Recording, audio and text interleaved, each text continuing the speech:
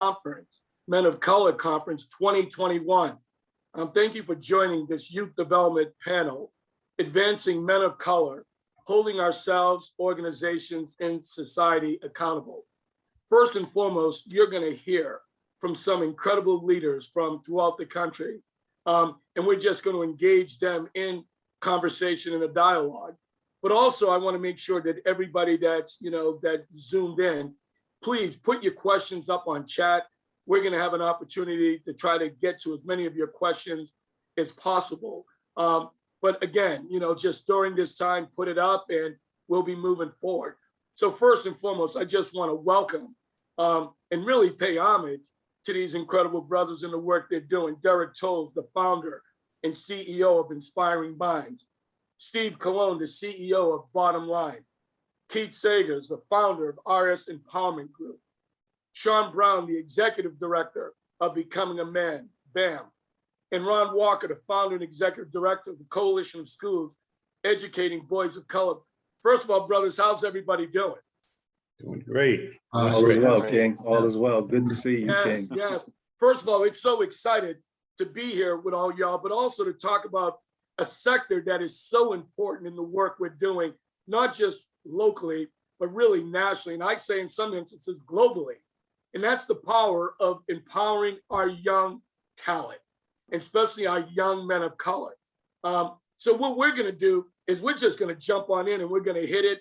I got some questions and I'd ask folks, again, if we can just be tight with the answers, but we'll get more questions in. But first, I'm going to start off with a simple question for everybody. I'd love to know why you got involved in this work and what motivates you to do what you do every single day. And I'm going to start off with you, Deryck. So what motivated me was just growing up like a lot of the kids that I serve. Both my parents were on drugs, unfortunately. I grew up, taking care of my siblings. And I basically just wanted to be the example that I wish I had in my life. I was saved because of sports. And as I grew and got older, I realized how much I was exploited as a Black man because that's all we thought we could be. But I also remember walking in stadiums and seeing 120,000 people screaming, all because I can play football, but realize now I was part of the 0.001% that can make it in sports. So I used to think to myself, like, what about the other 99%? And those are the people that I chose to use my platform to support. Thank you, brother. Appreciate that. Okay. Steve Colon, why do you do what you do and what inspires you to do it? I was the first in my family to go to college, just a Puerto Rican kid from New York, trying to figure his way through. And what I realized was my graduation and getting into college and getting through college relied way too heavily on luck. And the ability for me to just meet the right people, get in the right classes, do the right things was something no one was able to help me with because no one had gone through that process before. So for me, it was really about turning around and giving back and helping reduce the amount of luck young brothers need to be successful moving forward. Thank you, man. Appreciate that. Keith, what about yourself? What motivates you and what inspires you to do what you do? Yeah, absolutely.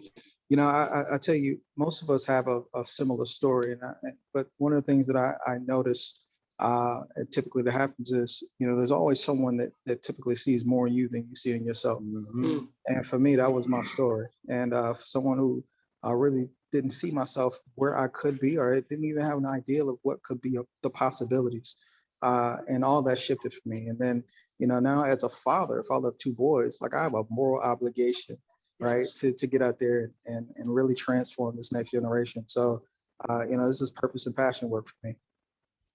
Love that, man. Purpose and passion. Brother Shawn, what inspires you and motivates you to do what you do each and every day?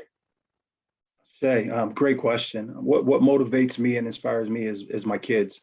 And my why was my son, Shawn Jr. I had Shawn Jr. at the age of 15.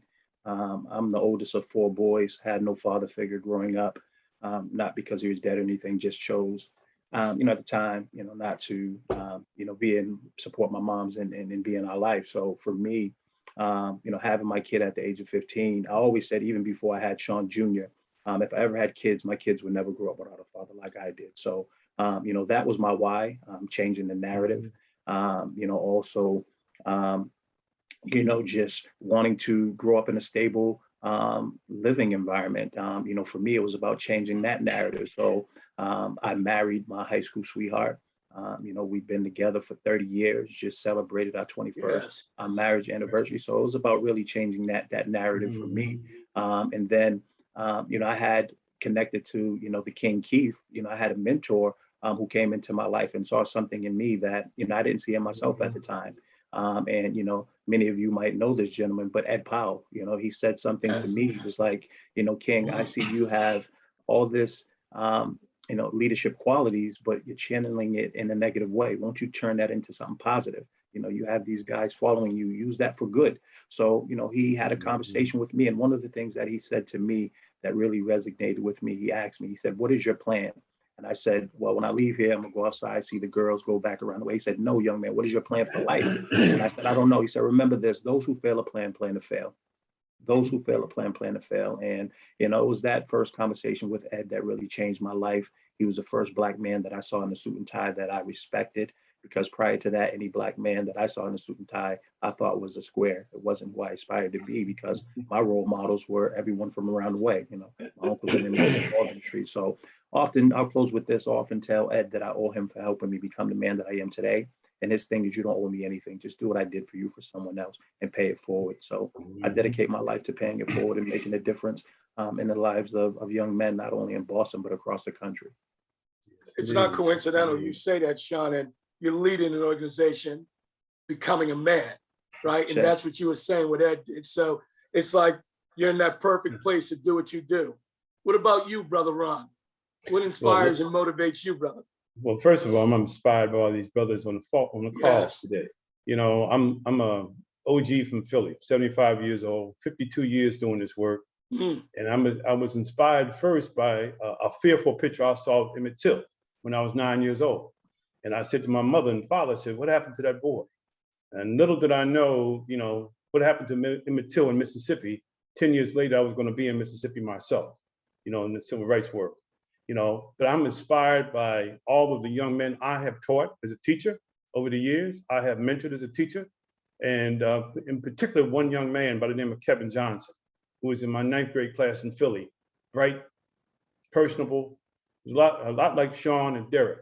He knew the world knew him, but he had a gift. Long story short, when I moved to Cambridge, became a principal, I lost track of that young man until I received a letter in 1986 from a penitentiary, and opened the letter up and said, Mr. Walker, you may not remember me, but I remember you. I remember our conversations. This is Kevin Johnson. I'm incarcerated for life without parole for allegedly murdering somebody.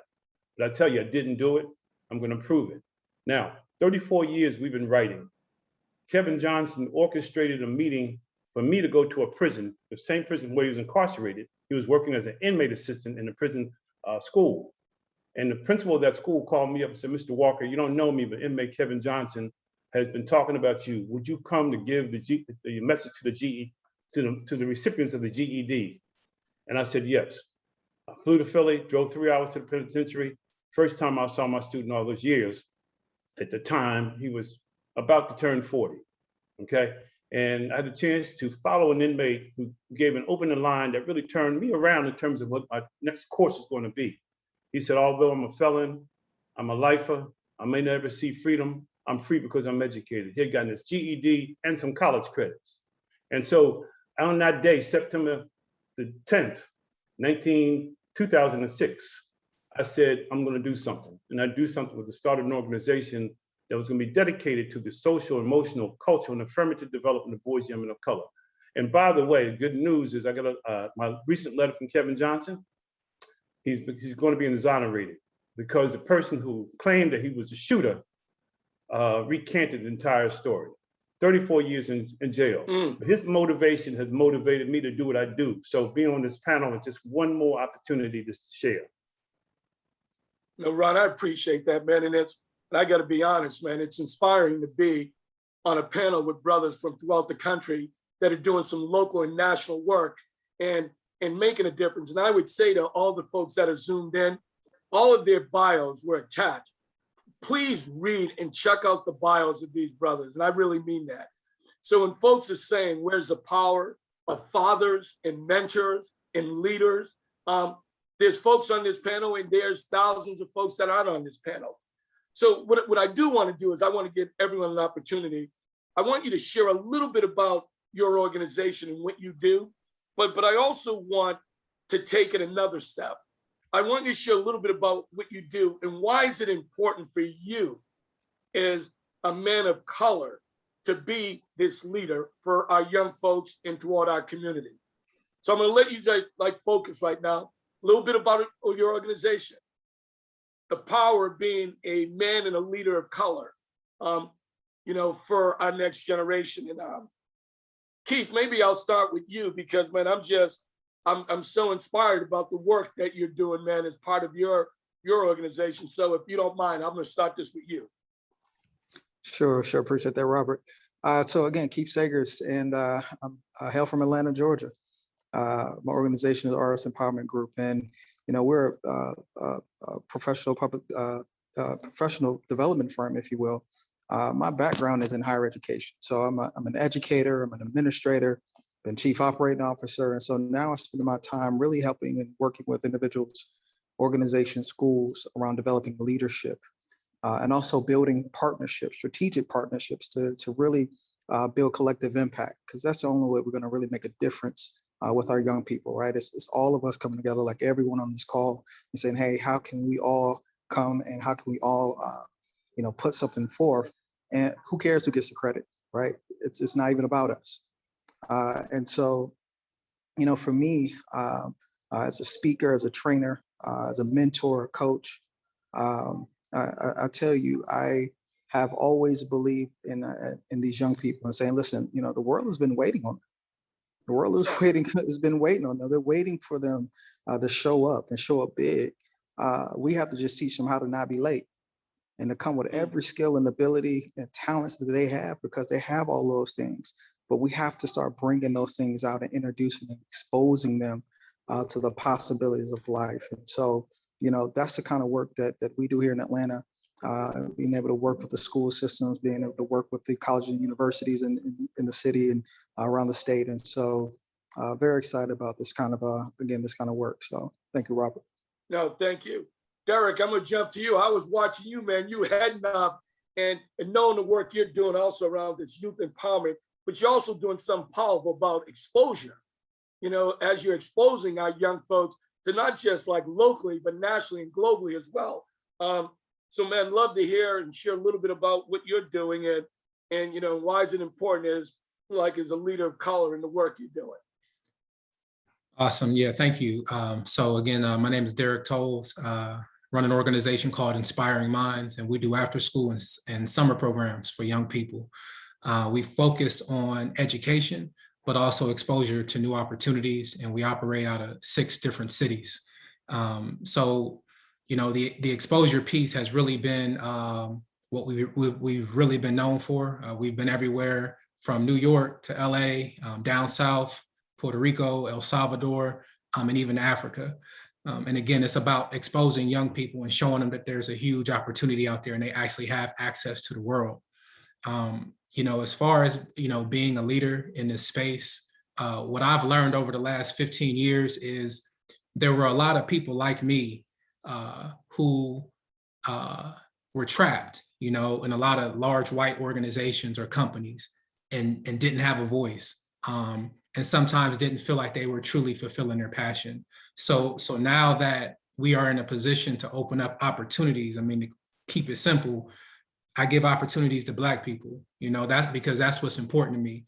And now having the resources to do that, I just think it's important because of who I deal with, and representation matters, because I don't feel that anybody's gonna love us the way that we need to be loved, So to me, again, it's about opening up opportunities and allowing us to do what we do best, and that's be there in front of our kids and love our kids through those situations.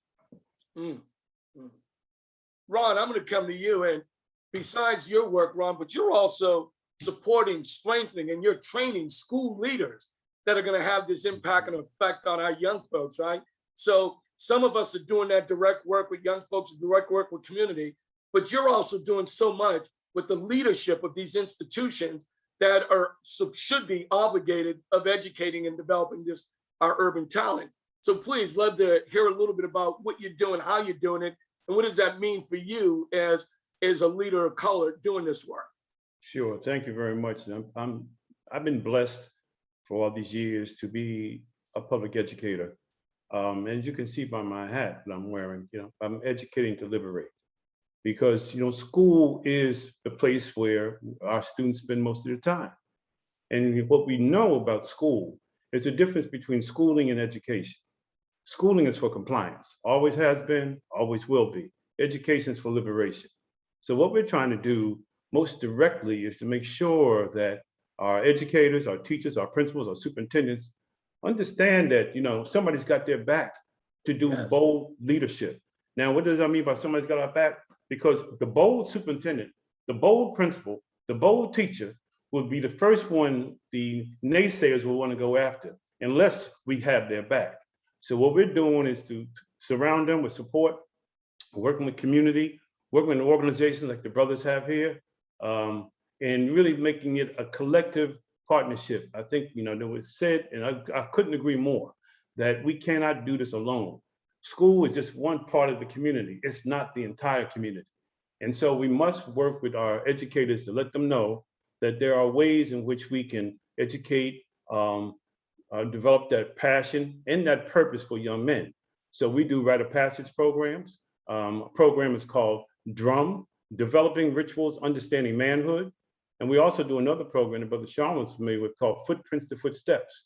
Because what we're trying to do is to build the strength within our young men to understand their identity, their purpose, continually affirm them, but understand that facing them is this cycle of dehumanization that's always been out there, that tries to create the atmosphere that our boys and young men are less than. So it's important that schools understand that now is the time, tomorrow's too late. And so we want to work with them. But I think, again, as Deryck and Keith said, we want to be in partnership. And Keith, I'm going to be moving to the Atlanta area at the end of the year. So, I got to connect with you, brother.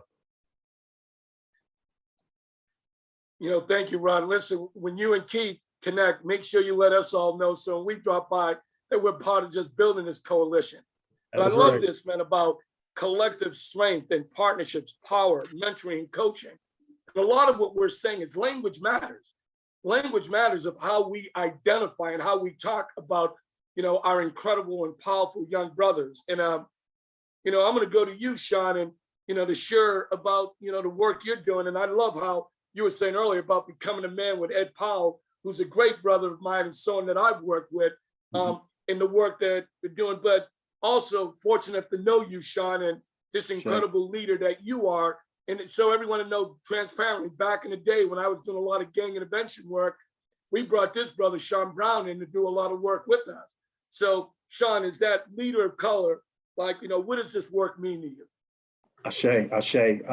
Thank you, King. I mean, first of all, it's just an honor to be in this space to build with, the other amazing kings on here, but to have two of my, two men on here who I consider to be, mentors, and you, Robert and Ron. I mean, it's just is a surreal feeling for me right now. I always say that, I stand on the shoulders of many great men who come before me. And you two kings are examples of that. So, thank you, for leading the way, and, always, having your door open for me to come in and learn from you. So thank you, much gratitude. But Shawn Brown, Executive Director of Youth Guidance, Boston, where I oversee the operations of both our Becoming a Man band program and Working on Womanhood program in Boston. Our Working on Womanhood program is our sister program to our Becoming a Man program. Youth Guidance, just a little bit on Youth Guidance, is a national organization that creates and implements school-based programs that enable our young people to overcome obstacles that they may face in life and in school. Our programs allow for young people to really focus on their education, and ultimately the goal is for them to succeed in life. One of our main core values in Youth Guidance is meeting young people where they are, and that means physically and emotionally. And for us, that means where our young people spend majority of their times, and that's in schools. Youth Guidance is also a leading provider of outcome-driven programs and capacity building initiatives. And we directly serve about 13,000 young people across the country. Our program serves young people in Chicago, Boston, Los Angeles, Seattle, Kansas City, Dallas, and internationally in London. And our most recent expansion landed us in, has us in Washington, D.C. now. So in 2001, our Becoming a Man program was launched at Youth Guidance. And, the focus was really around helping our young kings navigate difficult circumstances that threaten their life and future. And it was really about addressing youth violence and the school to prison pipeline.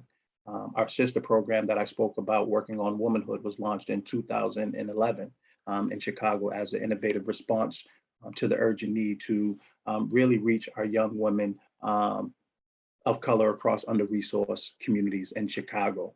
And I'll close, by just saying that, both our BAM and WOW programs are strategically designed to create safe and student-centered supports that really promote academic and social emotional development for our young men and women who we refer to as our young kings and queens.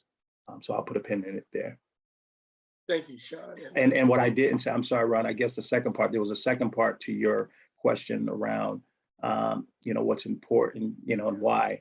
And to, the King Deryck, just to piggyback off that, for me, it was about, representation, really mattering, and just important. I believe it's important for our young people to see, Black and brown men who are reflections of what we want them to be. A lot of times our young people look up, to these athletes and entertainers as, the only way, but it's important for us to show, you also can be successful, and we got to put people that they can connect to and have real relationships. So for me, one of the things I always say is, it's about being, what I despise in a leader, and for me, or what I should say, I refuse to be what I despise in a leader. And I've had leaders and supervisors of organizations I work with where they just were bad leaders and gatekeepers, self-centered people.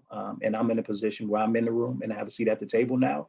And it's incumbent upon me to make sure that I'm bringing our young people with us. I'm bringing my staff and making sure that they get an opportunity to see what it looks like in that room. And that's something that both Ron and Rob, you did for me. You Kings made sure that I was in the room. I was connected to the right people. So it's incumbent upon us to, work together and make sure that that's the reality for, all of our young people.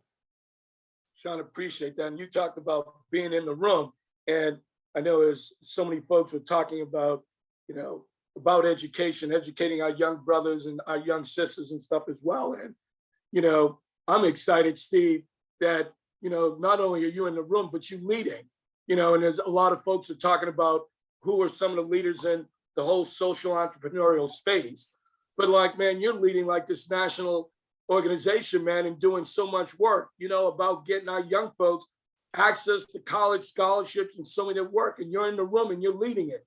So, man, I'd love you to share about Bottom Line and to be transparent. We've done some work with Bottom Line here, which has been exciting. But, but as that visionary leader, man, love to hear about what you're doing and what it feels like being this leader of color, like leading this organization as you're moving forward. Yeah, no, I appreciate that. What I'll start by saying is, look, systems get the outcomes that they were designed to get. And if you hold that as true, and I think about the barriers that I faced on my way to a degree and the barriers that lots of other young students of color face, you realize that they were purposefully erected to sort of put in a way or, delay our process to social and economic mobility. So when you think about the work that Bottom Line does, it is grounded in the belief that a bachelor's degree and a first destination career can be transformative to economic and social mobility for our young people. And so, much like, Shawn and Keith were talking about, right, this idea of someone seeing more in you, what we do essentially is provide consistent, caring, knowledgeable partnership for young people on their way to and through college. We partner with degree aspiring students of color to not only get into and through a college that is a best fit for them, but also to go far in life and find that first job that's going to set them up for a career that matters. We focus on relationships because at the end of the day, relationships matter. They are the foundation of everything. So each young person is, each student is connected with an advisor who is really their mentor and their guide on their way to and through. And we can stay with students for up to 7 years. What's important to us is that our work be grounded in impact. I wouldn't want to do this work. I don't think any of us would want to do this work if we didn't have proof of impact. And so when we look across our organization, we're in 3 different cities, serving nearly 8,000 students. 95% of the students that we work with enroll in college. 72% of those students graduate within 6 years. The average debt load for our students is $14,000. 2/3 of those students who graduate have a career relevant first destination job within 6 months of graduation. And their average starting salary is nearly twice what their family income was when they started with us. So when I think about the work that we do, and I think why I do it as a leader of color, it is about changing lives. Education was transformational for me. It turned my life completely around and made me be able to provide for my family, for my 2 young boys, things that my parents were unable to provide for me. And that's not anything to their detriment, but the realization that we are building generational value, generational wealth, generational mobility is critical. And that's why we do the work that we do.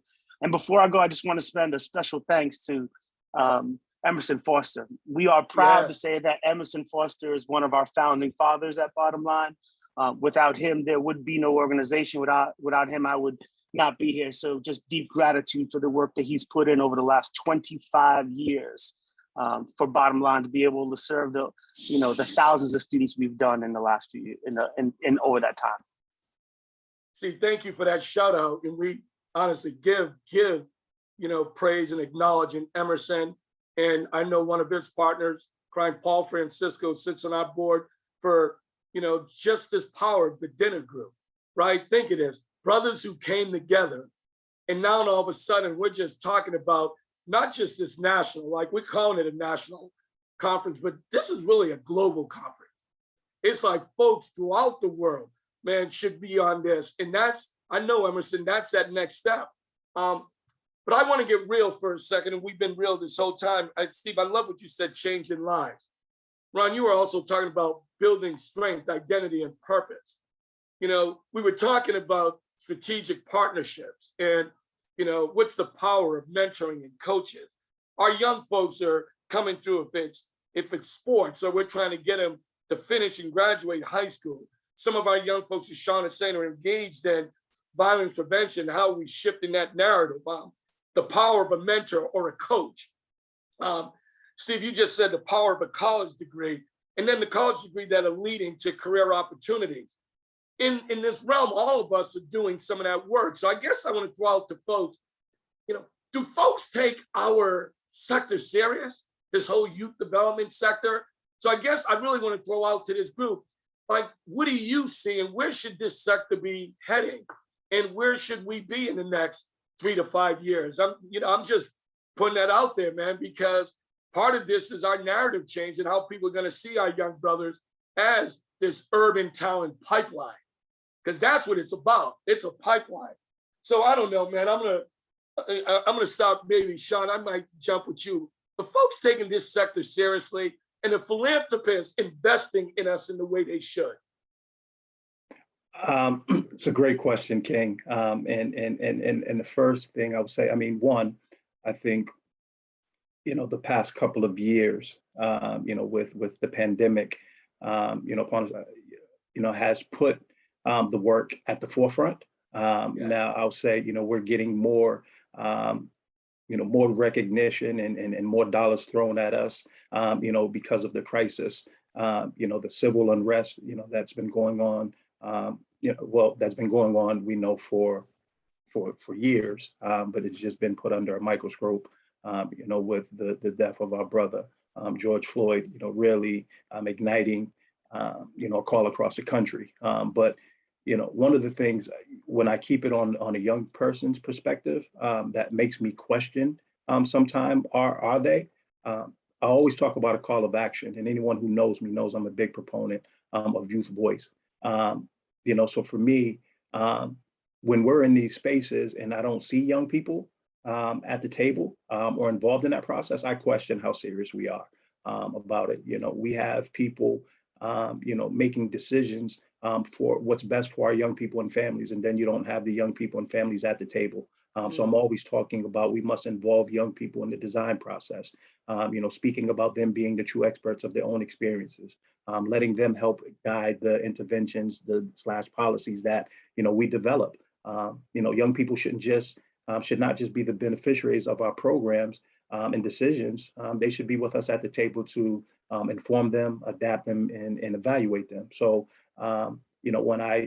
when I'm in spaces and I don't see that, but we're talking about that, I question it sometimes. Yes. And for me, that's one of the things that I'm always uplifting, and why I'm also grateful for Emerson and Paul.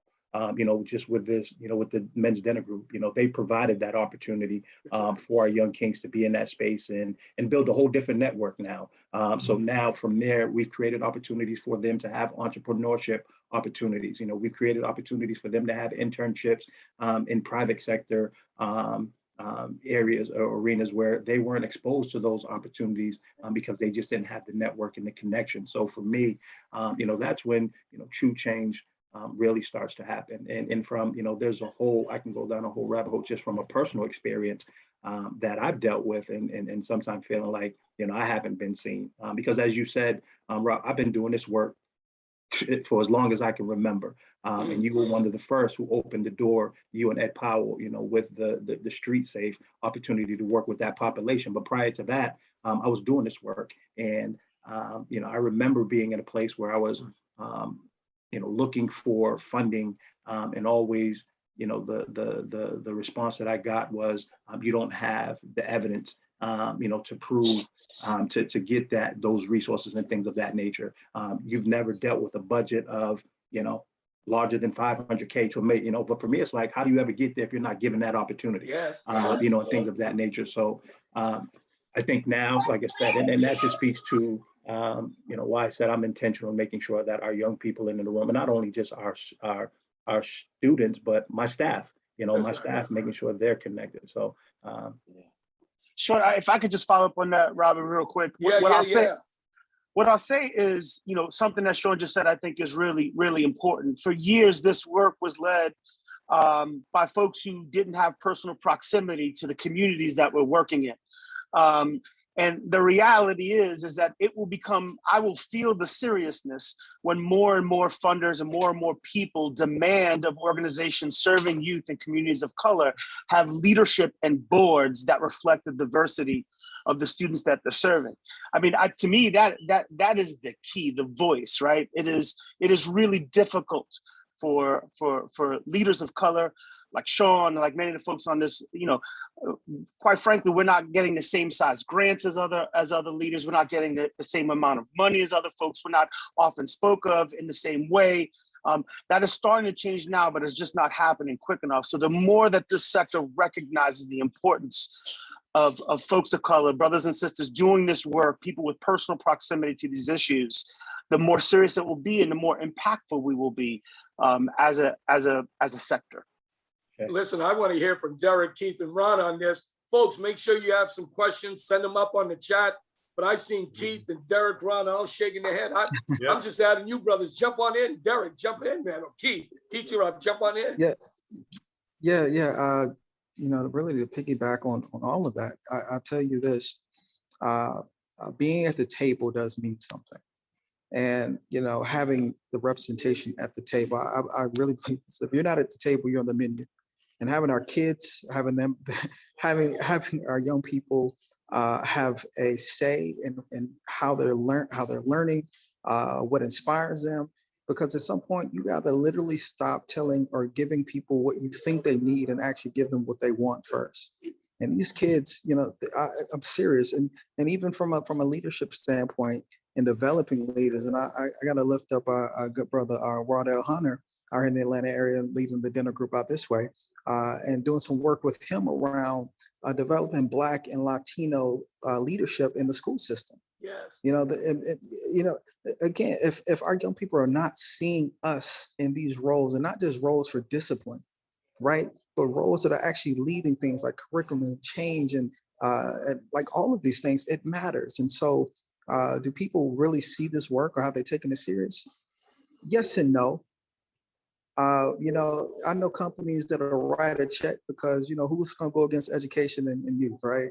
But the fact of the matter is, how involved are they really? And so part of it is us helping, and Brother Shawn said this, COVID, I think, helped Shawn put a spotlight on a lot of these kind of inequities. But until we get to a place where we can help them see the connection, because, you talk about, economics in a community, most people are not going to move into a community if the school system is terrible. That's right. Or the communities are run down, right? And so when we talk about collective impact, we're talking about the highest levels of business and industry and education and nonprofit and, community stakeholders, all of us coming together and saying, you know what, of all the priorities we have, the number one priority in my mind should be our school system, our youth, our young kids. Because why? Because they're the next generation. They're the ones that are going to be, staffing the jobs. They're the ones that business and industry are going to be moving in because they have a workforce ready, right? Coming out of school and college. That's the focus. And so we make that connection. It'll help people see this work differently. Yeah, I That's agree. our pipeline. Ron, go ahead, Ron. I Then I'll definitely jump to agree with Deryck. everything's been said. And see, I'm old enough to have seen movements come and movements go. And one of the things I know that we have to get real about, because we've said it several times about collective impact. Collaboration is easy to say, it ain't easy to do. Largely because our own organizational egos get in the way. So, I mean, if we really start to take a step back and say, well, what does it mean for BAM to lead, Kozbach to follow? What does it mean for Bottom Line to lead and for BAM to follow? And we got to really understand that impact, because historically, we've always had this conundrum. What do we need? I mean, even if you look back into the civil rights movement, they had fights. But you got to understand from history, in order to learn history, so we won't repeat it, what are we learning from it? Because what we know about the system that we're in, it has a way of resetting itself. The same way we're talking now about empowering, building agency for our young people, the system says critical race theory. The system is throwing things in a way that stops us from working together. So we got to be mindful of those kinds of things, read that radar, understand what it takes to do what we got to do. I agree fully that youth voice matters, because what I said earlier about who's got your back. Trust me, when I was a teacher and I was talking that talk and doing the walk, my young people had my back as well as their parents. So if we're authentically engaging them around the table, not as window dressing, hearing their voice, letting them go into action, they got our backs. They're going to carry it forward. Foremost, in terms of what philanthropy is doing, well, Mackenzie Scott, Jeff Bezos' wife, gave away billions of dollars. You can count in one hand how much she gave to Black and brown-led organizations. So I think we got to, again, study the narrative, what philanthropy are doing. Guilt don't last forever. Now, George Floyd and pandemic might make some people guilty, but it don't last forever. Right. So we got to keep vigilant, keep banging that door, keep putting the youth out in front, and just making sure that our own egos are intact if we want to work together in collective impact. Emerson, before you jump, I want to hear from Deryck, because I know we got some questions. So Deryck, just add to this now. Yeah, great words from all the brothers on the call. What I will say is this: I'm gonna be honest. I'm not very optimistic about change when it comes to the people who are in power. I'm just not. I'm in a community where the school district is probably 80% Black, yet there's 0 Black people that lead at the administrative level. I'm in a city where the average household is bringing in about $14,000. I'm in a city where less than 1% of Black males have anything past a high school education, and there might be 2, maybe 3 Black businesses. So for me, to see $10,000, $20,000 checks and to see the quote unquote commitments from large corporations, the fact that it took a Black man to die in order for them to finally do what they feel is right, to me is the example that they haven't gotten it. So I feel that we need to stop what sometimes is considered the nonprofit mentality, and begin to have more of a producer consciousness. It's the same thing we teach our young people, that we take control of our future, understanding where we are right now. So what we're doing is looking at it from a different perspective. The first thing we began to do was think about endowing our mission so that the long-term mission is bigger than the moment. So we already started, our investment account. The second thing we're doing is we're actually starting businesses. So we started a screen printing business. We have 2 restaurants that's going to be opening. We're opening a grocery store. And then we also have an entire 25-acre community that we're actually working on. When it comes to the school district, I shouldn't have to ask you to hire Black people or get a Black principal or put up flags during certain holidays. We're building our own school. So we're also working on a boarding school for Black boys. Like, to me, we together have to begin to take ownership and accountability for what we want to see, because again, they're not going to do it for us. Thank you for that, Deryck. And when you think, sorry, Ralph, for just breaking in, but when you think about this panel and bringing you all together, the premise here is, what are we doing to really advance our community? And I think the attendees have heard that, in more than they could have expected, I think, to really understand the work that our brothers are out there doing. I think there's a fallacy that somehow, the challenges within our community, men of color are absent from addressing that. And you all have put that, we've all put that myth to rest a long time ago. But if anyone out there was thinking that that's the case, you all certainly showed something different than that. So thank you all for your work and your focus, and being willing to share. Questions, quite a few of them have come in. Shawn, I'm gonna start with you. Young man says, hey, Shawn, I grew up in Boston during the late 80s and 90s, so familiar with many of the challenges. But how do we see the challenges today differing from when you grew up, Shawn, in Boston? And frankly, for all the rest of you in the communities that you grew up in, what's the different challenges for young folks today, different than what they were back then? Great question. First and foremost, I'll say, yes, the challenges, are not that much different. I think what, for me, I can speak, in I statements. I think how I change that is showing up the way I do, showing up as my authentic self, understanding what the challenges are, and how do I become part of the solution and not the problem. And one of the things that I'm going to go back to that Ron talked about, which I think also aligns with this question, is checking our egos. That means even, checking my ego, mental health, dealing with the mental health, piece is one that has really helped me, deal with some of the challenges that I faced, growing up as a young person. When my wife used to say to me, you need therapy, or you should go talk to someone, because she understood the traumas of my past and how that was impacting me now as a man, and I couldn't understand that. So I would say, and fall into that, that machismo of, what men say is, I don't need therapy, I'm not crazy, and that stigma. And it wasn't until I started to, do this men's work, where, we all have heard the saying, hurt people hurt people.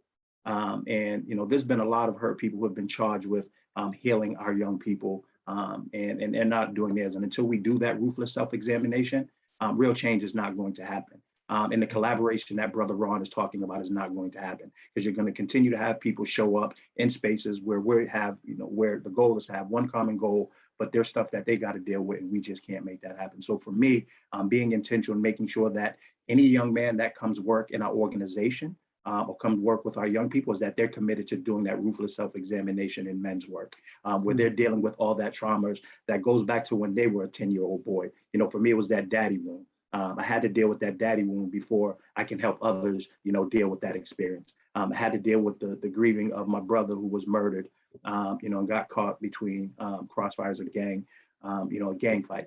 I never grieved with that until I dealt with that pain.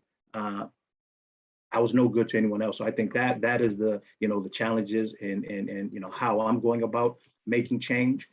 is then, you know, I've done that work, and also understanding that this journey of manhood is never ending. You know, it's never ending. You know, that becoming a man is a lifelong journey. And understanding that, you know, there's going to be challenges, there's going to be hiccups. How do you get up? The whole goal is, we learn when doing this men's work, is all that baggage is your shadow. How do you keep your shadow in front of you so it doesn't trip you up? And continue to have other men understand what that looks like. So for me, my life mission is to continue to do this work, continue to get men to understand the value and mental health and things of that nature, and just, you know, stop the stigma. You know, I tell people, next to getting married and having my kids, you know, this becoming a man experience has been the most impactful thing in my life, because it allowed me to deal with a lot of that baggage and trauma, and really do that men's work and seek that mental health support that was needed. So I think that is, you know, how we change, but those challenges, you know, always going to exist. Any other perspective on challenges yesteryear versus today? You know, again, I think I'm probably the old head on this panel, so I can speak to a time when, you know, growing up in Philly, there was a lot of, as we say in Philly, old heads that would pull you aside, pull your coattail, talk to you. That was kind of a regular basis. I mean, not that it wasn't any gang life, because it was in Philly, but you had, you know, I think a lot more interaction from the OGs, who were not afraid to say, hey, bro, let me just speak to you a little bit. Let me pull your coattail a little bit, you know? And I think that happens again today, but not as much in my perspective. But it happens when young brothers respect a Robert Lewis or Shawn Brown or Deryck or Keith or Steve. You know, when they have that respect, they're gonna want you to talk to them. Because like Shawn said, dealing with that trauma is huge for us. The mental health thing for the community is huge. We gotta take it on, because and our language in COSBAR, instead of saying trauma-informed care, healing-centered engagement. You know, because again, a young man said to a therapist, and this was shared by one of our presenters, is that I'm more than my trauma. In most cases, you are more than your trauma. But if you're living in that trauma and you're not looking at the avenues to healing, then you still go downhill. And I think that, you know, our charge, Malidoma Some, you know, one of our African brothers said, the young men in the village go wild because the elders are absent. So it's up to us to restore the village, to reset the narrative, and to deal with all aspects of the healing that need to take place. Because we know we can do it. We got all the talent, all the potential that's already there. Absolutely. I'll jump in, and I'll tell you this. I think probably the biggest challenge we have today is probably going to be dealing with a lot of that trauma within our youth and young kids, that fatherless wound sometimes. And sometimes the thing that most people don't want to talk about either, the toxic mothers. There's a lot that's there that impacts our young Black boys today. And so, you know, I have, you know, I'll tell you this, one of the hardest things for me to do as a man was to ask for help when I needed it, right? And when I was dealing with things like depression, anxiety, you know, one of the hardest things for me to do was ask for help. But when I did, I realized it was the strongest thing I could have ever done. And you start to unload these things, and you become, you find who you are, your real, true, authentic self. And then you also then start giving other men permission to speak about it. And so, you know, I tell people it's okay to say you're not okay. It's not okay to stay there though. You know? And so, you know, having these kind of real conversations with men, especially Black men, Latino, like that's not how we were raised. We don't grow up, you know, talking about our feelings and our emotions and you know what I mean, because you're weak, you know, or you know, you hold it in. Like, no. We've been dealt sometimes a card that's not our fault. Sometimes we've been given baggage to carry that we should have never been given baggage to carry.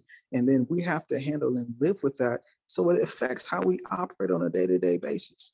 You know, so we have to teach our young boys how to say, you know, put the bags down. That's not my bag to carry. It was never my responsibility.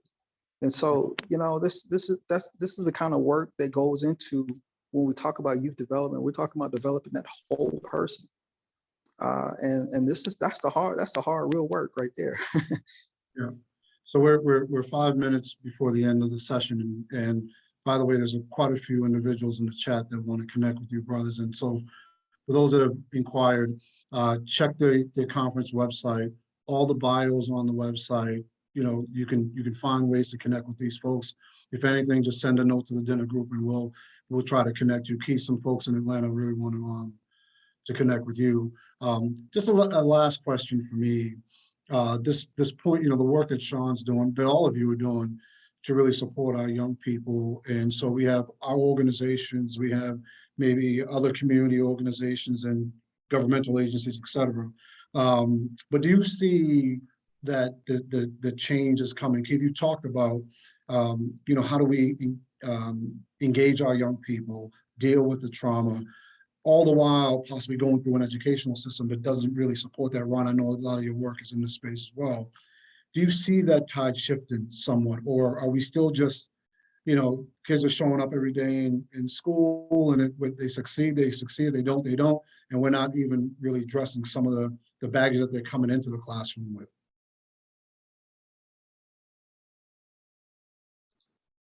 Deryck, you want to jump on that? Start.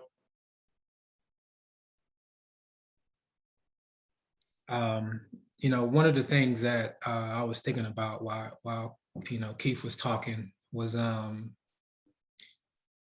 one thing that is different is the amount of information that you're given as a young person today, and to be able to decipher through that.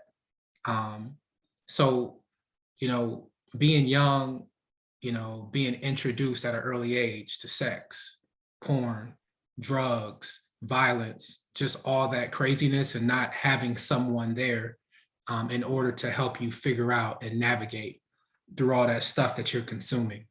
So, you know, I think that the access due to social media, where we may have only had access to our community, you now have access to the entire world.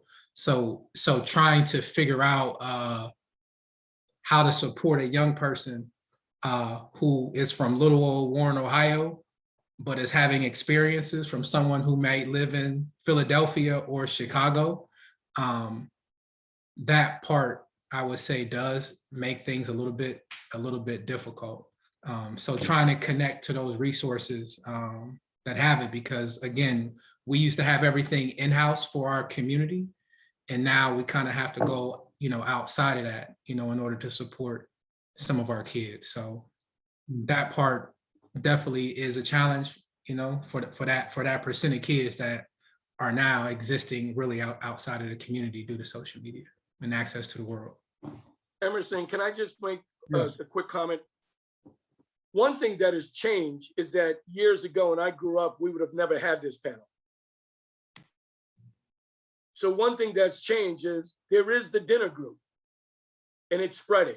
Sure. And the power that you in the dinner group can convene other brothers from around the country to do this, we all have to leave here and realize, like you just did with us and what's happening these last couple of days, that we have to do more of that in our own communities. We have to bring brothers together, because guess what? We may not be totally there yet, but we're moving. And if we don't take this momentum of this panel, and Emerson, with you and Paul and so many brothers, you know, in our communities doing, like, listen, I feel blessed and fortunate, you know, for what all of y'all are doing in the neighborhood. But we got to make sure that our young folks know that, one, as Ron said earlier, we got your back and we are showing up. And we also have to promote to our young brothers that there's young brothers like all of us that are out there in our neighborhoods and around the country. And Deryck, I'll say to you, I run a sports and academic organization. I always tell our players, and we've been blessed. We've had some kids that have been drafted, they're playing pro ball. But I always say, why do you want to be on the field when you can own the team?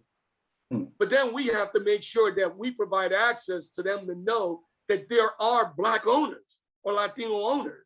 So I just wanted to say that, Emerson, as much as we have a way to go, man, we're making progress. And you, again, I'm gonna send kudos, brother, and love to you and Paul for convening us and bringing us together to show the true power of Black men.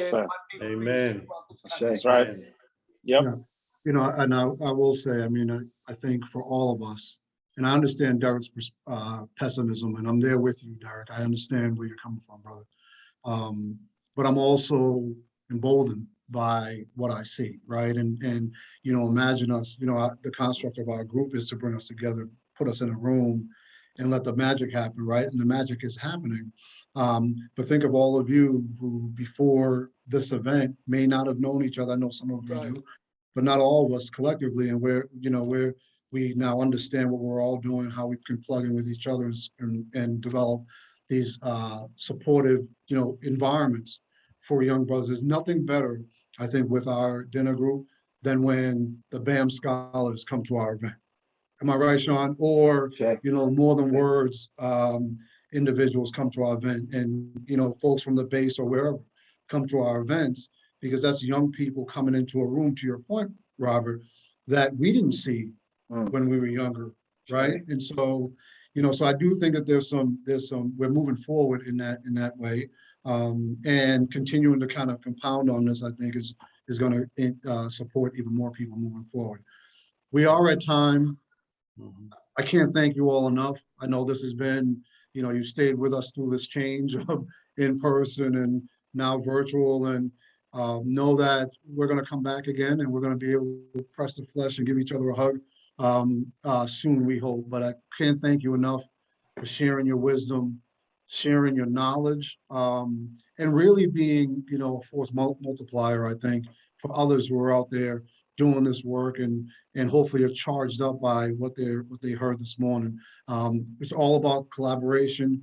How can Steve help Shawn, Robert, Deryck, Ron, and I think, hopefully we can all advance that and support each other moving forward. So I want to thank you all. For the attendees, we are at a lunch break. We'll pick back up again at 12:30. Come back with us. We have a violence prevention panel coming up. That's going to be fire. That's all I got to say. So